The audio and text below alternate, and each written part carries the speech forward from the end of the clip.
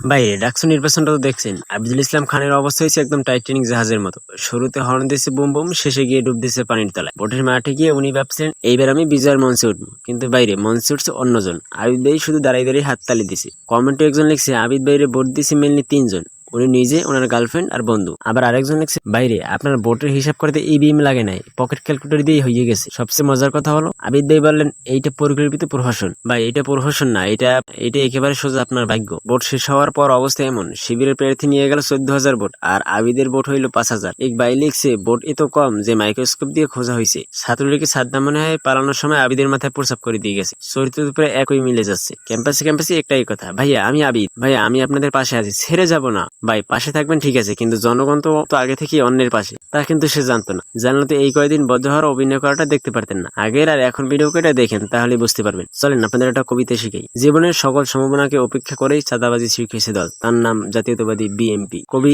আবিন্দ্রনাথ ঠাকুর। क्या? ये क्या बक रहे हो मादरचोद?